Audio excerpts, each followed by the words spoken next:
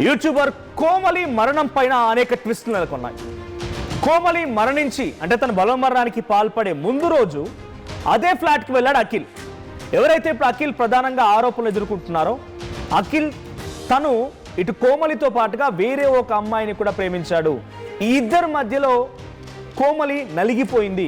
వేరే ఒక అమ్మాయిని ప్రేమించడం, తనని దూరం పెట్టడం, పెళ్లికి నిరాకరించడం, ఈ రకమైనటువంటి మాటలతో కోమలి మనస్పర్ధలకి గురైపోయి ఆవేదన గురై ఆ తర్వాత బలవన్మరణానికి పాల్పడింది. అయితే ముందు రోజు అఖిల్ కోమలి ఇద్దరు ఇక్కడ ఒకే ఫ్లాట్లో ఉన్నారు. రాత్రంతా ఒకే ఫ్లాట్లో ఉన్నారు. తెల్లవారుజామున కోమలి ఫ్లాట్ నుంచి అఖిల్ బయటకు వచ్చేసాడు. కోమలి ఎంచక్క బాయ్ చెప్తూ సెండ్ ఆఫ్ ఇచ్చింది. ఆ తర్వాత రాత్రి కోమలి అఖిల్కి మెసేజ్ పెట్టింది. సో అఖిల్ నాకు బ్రతకాలని లేదు అని రకంగా మెసేజ్ పెట్టిందట. ఈ మెసేజ్ చూసి షాక్ అయిన అఖిల్ వెంటనే అఖిల్ వాళ్ళ అక్కని కోమలి ఫ్లాట్కి పంపించాడు. సో కోమలి ఫ్లాట్కి వెళ్ళి ఎంతలా తలుపు కొట్టినా, ఎంతలా కాలింగ్ బెల్ కొట్టినా, ఎంత అక్కడ అరిచినా కూడా కోమలి ఏమాత్రం రెస్పాన్స్ ఇవ్వలేదు.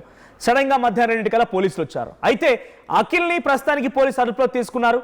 అఖిల్ విషయంలో కోమలి మరణించిందన్న విషయం తెలుసుకున్న అఖిల్ ఫ్యామిలీ మొత్తం అక్కడి నుంచి పరారైపోయారు. అఖిల్ విచారిస్తున్నారు రాయదుర్గం పోలీసులు.